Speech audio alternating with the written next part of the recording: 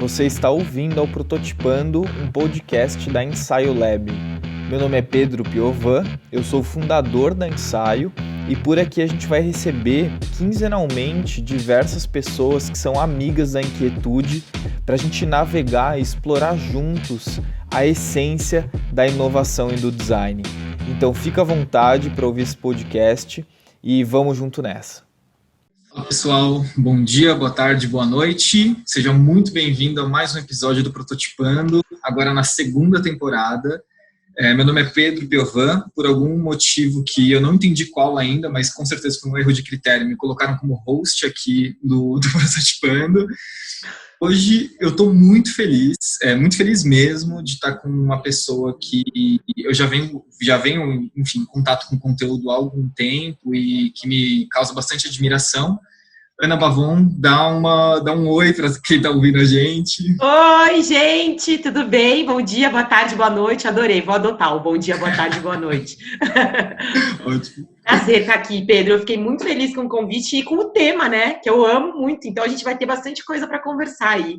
Super, super. Hoje a gente vai falar sobre como diversidade e inovação não estão desconectados. Quando a gente falar em inovação, a gente tem que diretamente colocar esse termo junto com inovação social, com diversidade.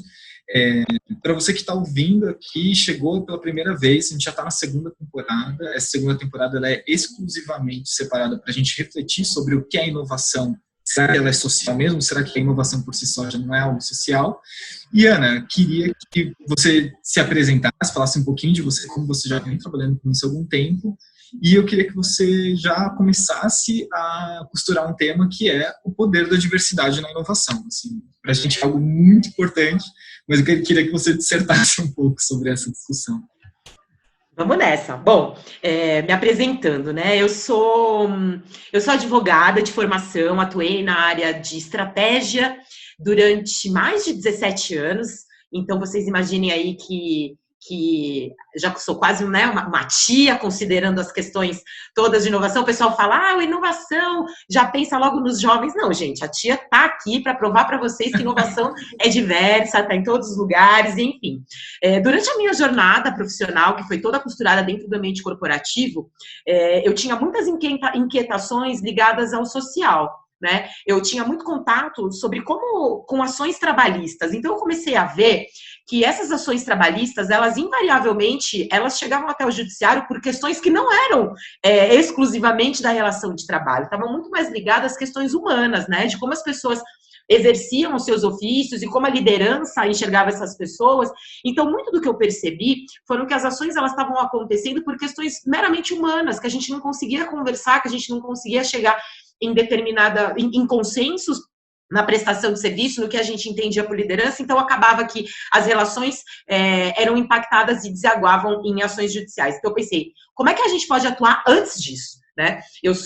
Como estrategista, eu trabalhava muito mais na questão de negociações trabalhistas, o que é bom para cada uma dessas pessoas. Então, eu comecei a olhar para trás, né? Comecei a entender como é que essas relações se estabeleciam e percebi que elas eram muito desiguais e que, na verdade, o ambiente de negócios, o ambiente corporativo, principalmente, ele reproduz muitas desigualdades sociais que a gente enfrenta como sociedade, né? E isso estava impactando na estrutura organizacional. E foi quando eu faço essa pivotagem de carreira, aí já com 37 anos, quase 37 anos, e começo a atuar na mitigação desses efeitos, na prevenção disso. Então, eu trabalho hoje como consultora em estratégias de inclusão e diversidade nas organizações, com um olhar muito grande para o futuro do trabalho, com um olhar muito grande para inovações e para a inclusão. Né?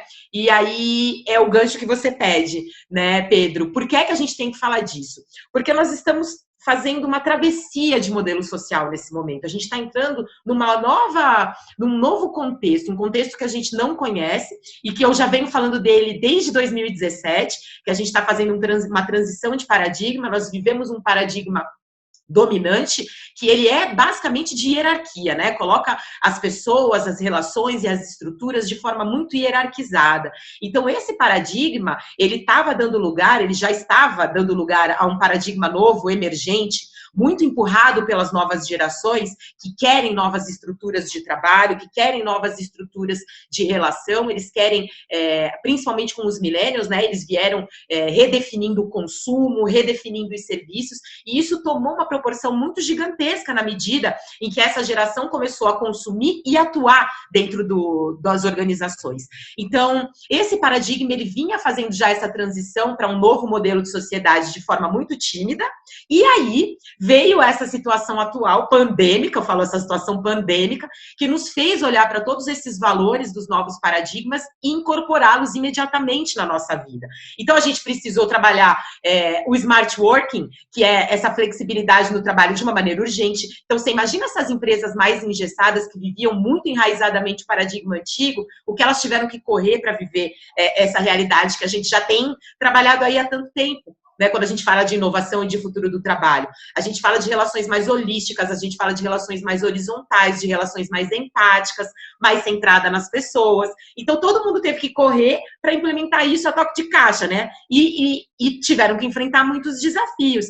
Então, quando eu falo de diversidade e inclusão, eu falo de empresas que estão ouvindo as pessoas, entendendo as necessidades das pessoas, atuando a partir daí e, consequentemente, vivendo essa realidade agora de uma maneira menos atribulada do que as empresas que nunca olharam para isso. Então, a diversidade ela é importante na medida em que ela traz perspectivas ricas e plurais para um contexto em que a gente vivia de maneira muito engessada e ali cheia de modelos, aquele modelo top-down e tudo mais. Então, a diversidade e a inclusão, elas são importantes na medida em que ela traz novos agentes e narrativas para solucionar problemas antigos. Você usou uma palavra agora que eu adoro, que são agentes e narrativas. Eu acho isso muito interessante. E eu queria que você falasse um pouquinho, Ana. Eu já estou com várias coisas na minha cabeça, mas vamos lá. Pedro, a gente tem uma pauta para seguir. A gente não tem problema se a gente pular essa pauta, né? Bom, eu já pulei, Ana. Não sei se você... então vamos embora. Quando você fala em agentes narrativas, eu queria que você falasse um pouquinho mais sobre isso, porque as narrativas dentro das organizações, normalmente elas são pautadas por relações de dominância e relações hierárquicas, ou seja, são narrativas masculinas, brancas e velhas. E isso, assim, esse é um grande pulo do gato que ou a gente entende agora ou a gente vai ficar para trás, né? Então, enfim, joguei aqui um tema para a gente conversar. Queria que vocês falassem um pouquinho mais o que são essas narrativas, quem são esses agentes? Sim,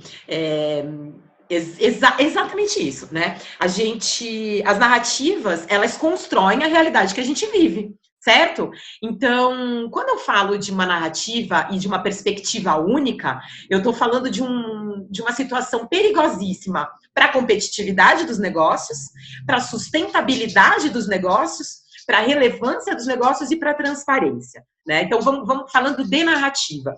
As narrativas que a gente vê hoje no ambiente organizacional é a narrativa do agente que sempre teve o poder de decisão, que sempre teve o poder da caneta, que é quem determinava de um modelo top-down para onde os negócios iam ser direcionados. Então, a gente tem falado bastante da impossibilidade de um homem, né, branco, heteronormativo, cis, e que tem e que tem todos os valores do paradigma dominante enraizados, que é essa coisa da hierarquia, do exercício do poder pela força, do comando e controle na gestão. Então, quando eu falo desse modelo, eu já vejo o quanto ele tem sido nocivo, porque as empresas elas já estão dando espaço para um modelo muito mais horizontal de gestão, então essa narrativa ela fica já prejudicada. E mais do que isso, é impossível que um produto ou serviço desenhado a partir da narrativa única desse agente, é impossível que esse produto ele atenda com o mesmo valor e com a mesma efetividade a pluralidade de pessoas que compõem, por exemplo, o nosso país, né? Quando eu falo do Brasil, estou falando de um país que ele é essencialmente plural e negro, né? O Brasil ele é o país mais negro no planeta, ficando atrás só da Nigéria. Então, como é que eu posso imaginar que a maioria das pessoas não consome o produto e o serviço desenhado por um homem que tem uma perspectiva única? né? Então, o ambiente de negócios, durante anos e anos e anos, ele pautou o êxito e o sucesso a partir da narrativa desse perfil, né? Que é um perfil que a gente importou um perfil de masculinidade, importou um perfil de sucesso, de poder. Então, a gente construiu todo o nosso universo em cima dessa narrativa. E quem está fora desse perfil, está fora de toda a história, né, do ambiente de negócio. Então, imagino que um homem, que ele saia um pouquinho desse perfil de homem alfa, ele também já não está ali muito sendo considerado para cargos de liderança ou para decisões, enfim. Isso que é muito válido, isso que a gente precisa enxergar. As narrativas, quando elas são ampliadas, quando eu trago mulheres negras, quando eu trago homens negros, quando eu trago pessoas com deficiência, quando eu trago pessoas de todas as idades, eu estou falando aí de jovens e de pessoas com mais de 70 anos, de 50 anos, de 60 anos, para construir em conjunto soluções que vão ser colocadas no mercado para essa pluralidade de pessoas. Quando eu amplio a minha narrativa, quando eu amplio essas perspectivas, a possibilidade de eu trazer para o mercado produtos e serviços muito mais valiosos é muito gigantesca, né? Então, por que a narrativa é importante? Eu, Ana, dentro da minha realidade, tenho uma história para contar. A história de uma garota que nasceu num bairro X, estudou na escola X, teve contato com culturas diferentes. E eu trago a narrativa do Pedro, um jovem que nasceu em determinado lugar, que conviveu com determinado tipo de pessoa. Cada um de nós contamos uma história de vida diferente. Dentro dessa história de vida, eu conheço realidades e necessidades específicas, assim como o Pedro, assim como a Joana, assim como o João. Se nós misturarmos essas narrativas, a capacidade que a gente vai ter de gerar valor e entregar valor muito mais condizente com a realidade que nós temos como sociedade é muito maior do que a história única, de uma única narrativa, que é a que até hoje foi ouvida pelo mercado. Né? Então, a narrativa é importante na medida em que ela fala de necessidades específicas, de valores fundamentais de todos os agentes que compõem a sociedade. Faz sentido, Pedro? Foi? Super, super. E aí, Ana, eu tenho uma questão que eu venho me perguntando mesmo, acho que faz alguns anos já, e eu queria muito te ouvir nesse sentido. Então, assim, com base nessa linha de raciocínio que a gente está seguindo, esse modelo de gestão, esse modelo empresarial, pautado numa masculinidade tóxica, ele tem data de validade. E aí, para que a gente mude isso, a gente precisa começar a se abrir à pluralidade, não só porque isso começa a garantir alguns direitos humanos que eles são, enfim, que não são garantidos hoje, mas também porque existe oportunidade de negócio, porque existe oportunidade de inclusão desse grupo que é muito grande, muito maior do que o grupo do homem tóxico alfa, né? Que gostei dessa expressão. E aí a pergunta que eu faço é assim, o quão perigoso é isso? Porque, claro, né, para um board de uma grande corporação que é composto por homens brancos, velhos, ele fala assim, opa, tem uma oportunidade de negócio ali incluindo pessoas pretas, incluindo mulheres, incluindo gays, incluindo LGBTQI+, incluindo, enfim, pessoas jovens, etc. Então, o quanto isso é perigoso e como é que a gente pode responder a esse impulso de dominância, né? Porque aí, de novo, mais uma vez esse impulso de dominância se retroalimentando. Então, como é que hoje a gente poderia dar uma resposta diferente, garantindo essa inclusão, né, de direitos e de, enfim, necessidades tão basilares, né? Bom, eu vou tentar costurar aqui a importância. Por que é tão nocivo para a empresa ter uma perspectiva única dentro do board, por exemplo? Porque essas empresas, elas não estão lidando com o espelho. Elas estão lidando com empresas que têm essa pluralidade já como estratégia de negócio.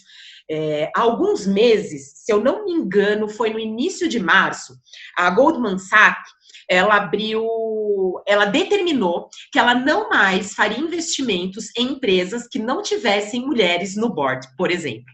Então, quando eu falo de inovação, quando eu falo de startups, quando eu falo de empresas que querem se manter relevantes, empresas de capital aberto ou não, mas que se relacionam com empresas que olham para a cadeia toda de valor e de fornecedor como com um olhar para a diversidade, uma empresa que ela está muito engessada, ela está fora do mercado. Então, ela não vai fazer mais negócio com empresas, por exemplo, como a Goldman Sachs. Quando a Goldman, ela acena para o mercado e fala assim, olha, não adianta, eu não vou mais investir, eu não vou mais trabalhar com empresas que não tiverem mulheres no board, ela está falando para empresas de capital aberto e fechado que todas elas, para se manterem competitivas e relevantes no mercado, precisam olhar para a pluralidade desse board dela. Por quê? Porque as decisões, elas não podem mais ser tomadas no top-down e a partir de uma visão engessada de negócio voltada para comando e controle. Ela precisa olhar para as pessoas. Então, não tem mais jeito.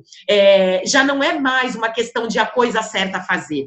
A gente já está falando de uma coisa inteligente e estratégia de negócio, já saiu da pauta da sustentabilidade, da responsabilidade social e já está num outro lugar. Claro, a gente quer sempre que as empresas tomem a decisão de responsabilidade social pautadas nos valores humanos e éticos, claro, a gente quer isso, né? Mas se não for aí, se a gente tiver que entrar pela porta do lucro, pela porta da competitividade, a gente já está conseguindo também, porque a gente já tem pesquisas de impacto de impacto nos lucros. Então, vamos lá. A gente teve aí várias pesquisas, tanto da Boston Consulting Group quanto da McKinsey, falando sobre a questão da lucratividade. E é uma coisa, já é fato e já está constatado. Empresas com maior diversidade de gênero já estão aí lucrando 21% a mais do que as empresas que não têm diversidade de gênero do mesmo segmento. Então, quando a gente está falando de diversidade étnico-racial, essas empresas estão 33% na frente das empresas que não têm uma diversidade étnico-racial na liderança.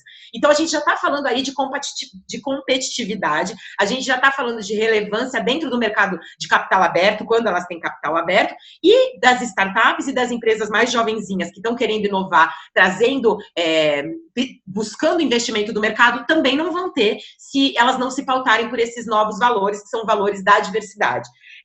Uma outra coisa que você falou aqui, que eu anotei, sobre como a gente faz para ressignificar e para mudar esse perfil de liderança. A conscientização, obviamente, a educação são necessárias. Quando eu falo de mudar o mindset, que as pessoas adoram falar sobre essa palavra, o mindset, como é que a gente muda o mindset? Primeiro, pela educação, entendendo por que essas coisas são importantes, informação e trazendo discussões sobre o tema, como vocês estão fazendo no Prototipando e tantas outras ações. Quanto mais a gente conversa, quanto mais a gente dialoga, quanto mais a gente desmistifica conceitos, mais a gente abre a possibilidade de ressignificação do que é sucesso, do que é êxito, do que é liderança e de quem tem esses perfis. Uma coisa muito boa está acontecendo já e vai acontecer com maior efetividade a partir desse momento pandêmico que a gente vive, é a redefinição do que a gente tem como modelo, né? Então, um bom modelo de liderança, há algum tempo, era a liderança de comando e controle. Era aquele chefe que decidia e falava para a equipe, executa. Hoje, a gente está ressignificando isso para um modelo empático. Qual que é a liderança boa? É aquela que ouve as pessoas, que bota todo mundo junto, escuta e lidera. Lidera pelo exemplo. Lidera despertando novas habilidades nos seus liderados, trazendo liderados para a liderança. Então, quando a gente começa a ressignificar o que é êxito, o que é sucesso, o que é uma boa liderança, e traz isso para os valores humanos, para os valores centrados nas pessoas, para discussões abertas, para escuta ativa, para diálogos mais empáticos, a gente começa a entender que essa figura não está centrada no homem alfa, né? Que era aquele que nem chorar podia, nem reclamar ele podia, nem chegar em casa e falar para a mulher, tive um dia de trabalho difícil, ele podia. Ele tinha que segurar tudo ali, né? Você imagina a miséria da vida desse homem, porque é impossível você viver desse jeito, né? E eu falo, chorar é bom, conversar é bom, todo mundo pode e deve mostrar vulnerabilidade, mas não como uma coisa, sou vulnerável, olha que legal, né? De verdade. Olha, turma, vamos sentar aqui, equipe, porque eu tô super com dificuldade de decidir isso, eu preciso do olhar de vocês. Várias narrativas, várias ideias, várias discussões, sim, e ao final um consenso com base num objetivo maior, eu ressignifico a liderança e automaticamente eu vejo, opa, peraí, uma mulher pode exercer uma liderança muito bem, uma pessoa negra pode ter ainda mais valor na liderança do que né, uma pessoa padrão do mercado nesse sentido. Então, quando eu ressignifico conceitos, modelos, eu abro espaço para outros modelos de liderança muito mais holísticos e tudo mais. Sensacional, Ana, sensacional. Você está me lembrando muito uma palestra que eu vi do Mike Monteiro. O Mike Monteiro, não sei se você ouviu falar dele, mas ele é um designer. Inclusive, enfim, ele é uma das principais referências no mundo do design para mim.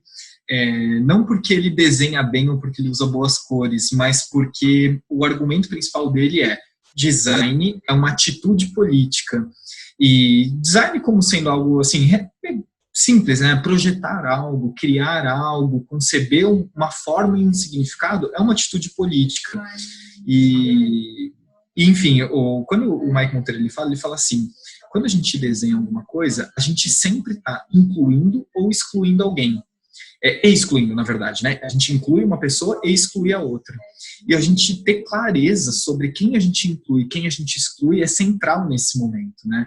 Porque aí você fica com uma opção muito clara, assim, ou eu vou ser uma pessoa retrógrada, ou eu vou ser uma pessoa que pensa para frente, né? Aí não tem mais, assim, uma dúvida sobre isso, né? Não sei se você concorda comigo.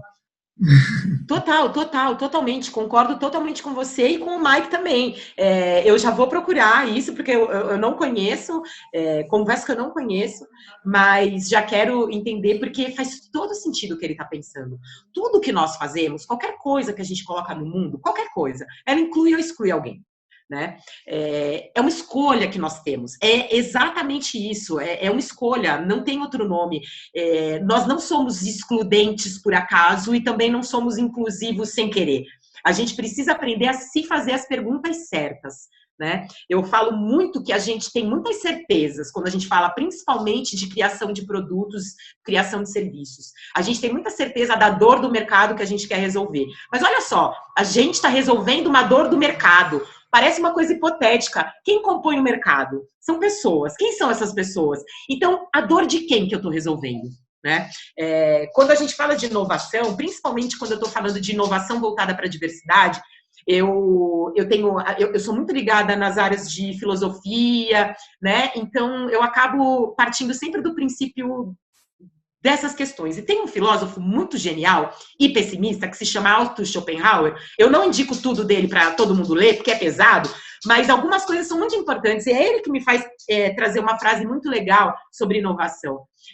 Pensar o que ninguém nunca pensou sobre algo que todo mundo vê, né? Se a gente mantiver isso na nossa cabeça, poxa vida, a gente vai conseguir inovar em tantas áreas diferentes.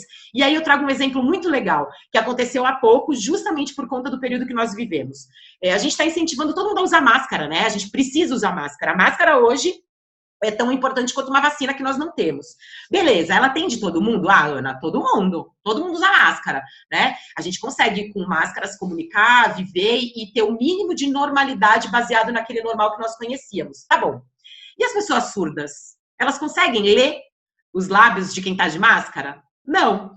Eis que uma mulher desenvolveu uma máscara com uma parte transparente para que as pessoas pudessem ver. Então, olha lá, ela pensou o que ninguém pensou sobre algo que todo mundo vê o tempo inteiro. Né? Então, essa é a importância das perguntas certas e da amplificação das nossas perspectivas a partir da escuta de narrativas diferentes das nossas. Né? Então, uma pessoa surda vai falar, caramba, tá, eu tô de máscara, mas eu não consigo me comunicar agora, porque eu preciso ler os lábios, eu preciso dos meus lábios para poder fazer o suporte da comunicação em Libras. Então, quando a gente pensa assim, Pedro, imagina o tanto de coisa que a gente está olhando o tempo inteiro e a gente ainda não pensou algo que ninguém pensou. Então, se a gente mantiver o nosso olhar atento para isso, e se fizer essas perguntas e tiver coragem de desafiar os nossos próprios modelos, poxa vida, a inovação ela vai ser natural, ela vai ser orgânica, ela vai acontecer o tempo inteiro, né? Exato, exato. E Ana, me fala uma coisa. A gente está falando sobre a importância, na verdade, é básico a gente partir da diversidade para que a gente inove. E aí, quando a gente entra no campo da inovação, ainda existe uma discussão muito meritocrática sobre inovação.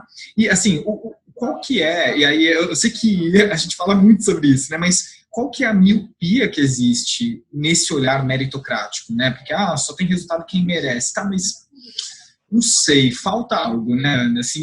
Assim, me parece muito freio de burro, assim mesmo, né? Uma visão muito... Adorei. Parece freio de burro, Pedro. Então, assim, queria que você falasse um pouquinho sobre a falha que existe no conceito meritocrático para a gente falar sobre inovação pautada em diversidade.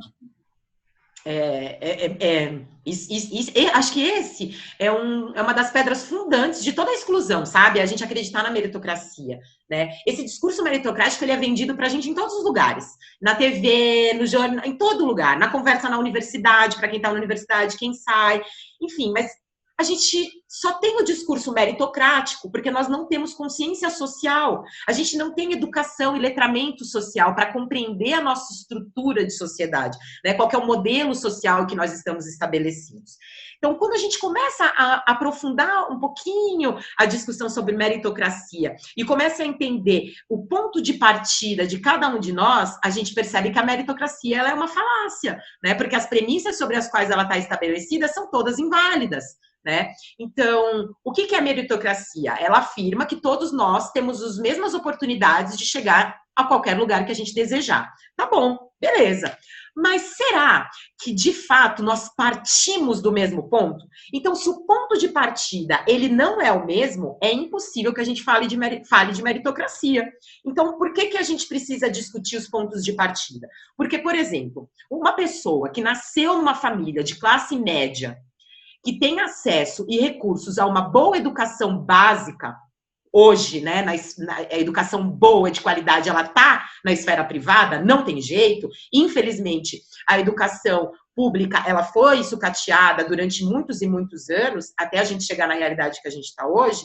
Então, a gente não pode comparar uma pessoa que estudou a vida inteira numa escola privada e teve acesso às universidades públicas porque ela teve um ensino de base maravilhoso, com uma pessoa que estudou numa escola pública com os parcos recursos que muitas vezes tem e depois ela teve que competir em pé de igualdade, né, com uma pessoa que estudou a vida inteira numa escola privada. Então, não, a gente não está partindo do mesmo lugar. Eu não posso falar que uma pessoa que vive em Paraisópolis, em situações de vulnerabilidade social, tem a mesma educação de uma pessoa que vive num bairro como Alto de Pinheiros, por exemplo, né? Uma pessoa que entra numa empresa pela porta do estágio, porque o pai é o dono da organização, não entra pela mesma porta do que o filho do motorista que está batalhando no estágio enquanto também trabalha de madrugada para poder chegar no mesmo lugar. Então, assim, nós não partimos do mesmo lugar. As oportunidades, elas não se dão da mesma forma no ponto de partida. Então, obviamente, que a linha de chegada, ela jamais vai ser a mesma. A gente não tem as mesmas oportunidades. Então, a meritocracia, ela pode funcionar muito bem em países que não têm o abismo social e desigual que nós temos, né? O Brasil, ele é um país de desigualdades profundas. Então, é impossível que a gente possa falar de igualdade ou de meritocracia num país como o nosso. Então, nós temos algumas questões que precisam ser revisitadas para que a gente possa, aí sim, falar de novas métricas de sucesso e meritocracia. A questão racial, por exemplo. A questão racial é uma questão que acompanha, inclusive, pessoas que não têm problemas de classe. Então, uma pessoa negra, ela pode ter... ela pode estar vivendo uma situação econômica extremamente confortável e ainda assim sofrer questões raciais e ainda assim ser vítima de racismo. Então, ela pode ter estudado nos melhores colégios, ela pode ter feito uma universidade, né, excelente. Quando ela chega dentro da empresa, ela não vai conseguir muitas vezes chegar em altos cargos de liderança e gestão, porque a pessoa que vai estar ali avaliando o pipeline de promotabilidade é uma pessoa que vai estar escolhendo por viés de afinidade. Quem que ela vai escolher? Uma outra pessoa branca, né? Porque a gente vive conduzido pelos nossos vieses inconscientes e são eles que nos dominam na escolha. Então, a meritocracia, ela é falaciosa de várias formas, mas uma mais clara e que a gente pode perceber e que a gente pode se perguntar sempre quando a gente estiver caindo no erro de fazer o discurso meritocrático nós partimos do mesmo ponto? As pessoas, elas têm a mesma oportunidade de saída? Não, elas não têm. Então, peraí, eu não posso falar de meritocracia. Né? A meritocracia é um discurso confortável para quem não quer desafiar muito aí os seus próprios privilégios, as suas próprias vantagens sociais. E aí, quando eu falo de privilégio e vantagem social, eu não estou falando que as pessoas levam vida fácil, né? Eu estou dizendo que questões como cor da pele, gênero, classe social não dificultaram ainda mais a vida dessas pessoas. né? Então, se você tira da frente todos esses obstáculos, aí sim a gente pode começar a conversar sobre oportunidades iguais. Total. E assim, eu fico tem uma pergunta que marca na minha cabeça sempre que vamos começar a falar, assim, vamos falar sério, né? Vamos falar sobre as coisas que realmente importam, porque assim... Falar sobre as coisas que realmente importam. A gente evita conversas complexas porque a gente não quer falar do que importa, né? A gente quer dourar a pílula, né? Exato. Então, assim, o que você está falando está me lembrando muito um livro que eu estou lendo, que é esse Economia Donut, da Kate Raworth. Ela... que bacana! É muito legal, assim, enfim, eu tô pirando nisso, porque, enfim, modelos de economia circular, eu já tenho entrado em contato há algum tempo, e realmente acredito que é o futuro, eu acho que é o progresso a qualquer custo. É uma falácia, enfim, por essência da palavra. Não se sustenta. Imagine assim, a gente precisa realmente entender o que é economia, né? E aí, a Kate, ela fala um negócio, a Kate, né, como se fosse amigo dela, mas enfim... ela falou eu também trato assim, eu tenho um clube, né, um clube de mentores, a maioria já morreu, né, infelizmente. Sim. Então, eles morreram, meus mentores, mas eu continuo lendo eles, enfim. Sim, viram amigos, né? Exato. Ela fala um negócio muito interessante, ela fala assim, a etimologia da palavra economia é a arte de cuidar dos recursos naturais. E aí, assim, desculpa, mas o que a gente faz hoje, na verdade, é o contrário disso, né? A barbárie com os recursos naturais, né? Exato. Então, assim... Olha aí a gente colhendo o resultado. Exato. É isso, né? Assim, a questão, acho que agora, eu não sei se você concorda comigo, mas, assim, esse modelo que a gente honra, né, ao passado, é um modelo que tem data de validade, assim, isso já está dado, né? Sim. E agora, assim, não existe a comida nova que a gente vai comer. A gente vai precisar criar ela, né? Na verdade, assim, a gente pode beber muito de uma força ancestral que já leva a gente a criar essa comida nova, né? O que vai nutrir a gente agora. Sim. Com certeza não vai ser o mesmo modelo fálico que a gente tinha anteriormente, né? Não, de maneira nenhuma. Não vai, não tem como, não tem espaço mais, né, para ele. Exato. Ana, uma última pergunta, essa é uma pergunta mais simples. Eu sei que tem várias perguntas, na verdade, né? Mas agora é uma pergunta mais fácil para a gente começar a baixar o nosso trem de pouso aqui. Ana, o que é a vida? O que é a vida? O que é a vida? O que é a vida? Você achou fácil essa pergunta?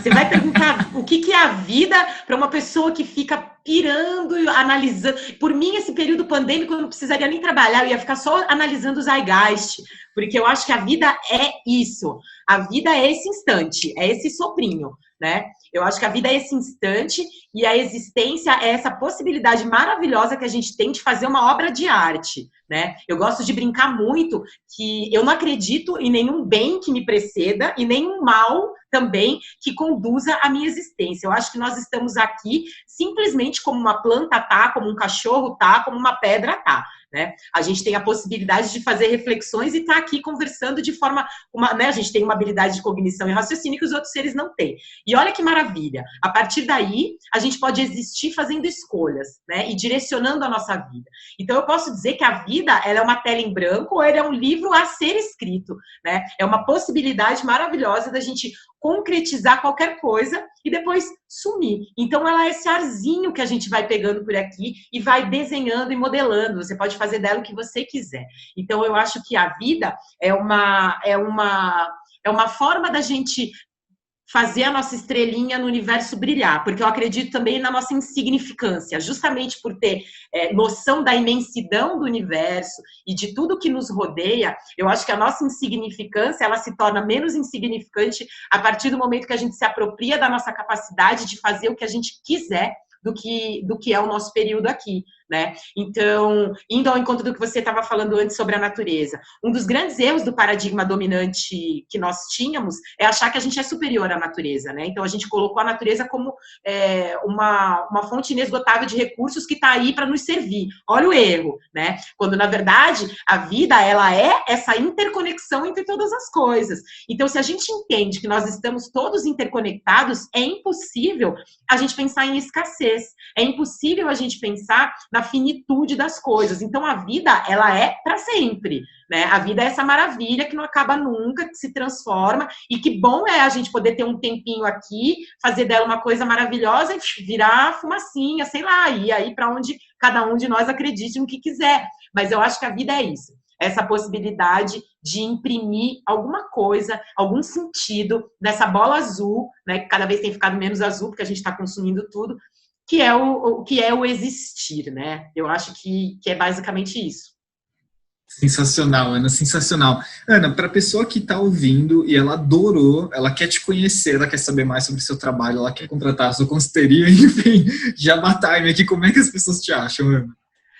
Olha, é muito difícil. Basta digitar Ana Bavon em qualquer lugar. Então, eu presto consultoria para empresas no desenvolvimento das habilidades interrelacionais, né, das habilidades sociais, para a gente poder conversar melhor. Então, eu faço um trabalho de treinamento e de desenvolvimento das soft skills, né? E eu também faço um trabalho de letramento e educação para essas questões sociais, né? De direitos humanos, de dignidade da pessoa humana, enfim, é um emaranhado de coisas. Então, digitando Ana Bavon no Google, vai aparecer um monte de coisa. Procurando Ana Bavon no LinkedIn, vai me achar, vai achar meu site também. Então, é super simples, qualquer lugar, só digitar aí que me acha, telefone, e-mail. Meu e-mail é ana.bavon@b4people.com.br, que é o meu site. Lá tem todos os contatos, enfim, dá para conhecer um pouquinho mais do trabalho que eu faço como consultora.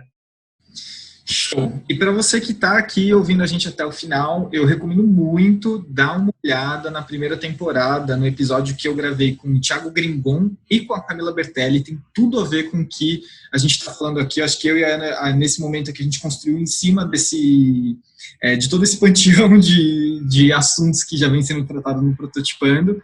Ana, queria te agradecer demais por ter participado. Achei muito legal, muito bom, muito grato. E com certeza Eu que agradeço. vai gravar mais. Eu que agradeço, foi uma delícia. Eu adoro conversar sobre todas essas coisas, futuro do trabalho, inovação, diversidade, inclusão. É o que nós somos, né? E é o valor que a gente entrega também. Então, se a gente começar...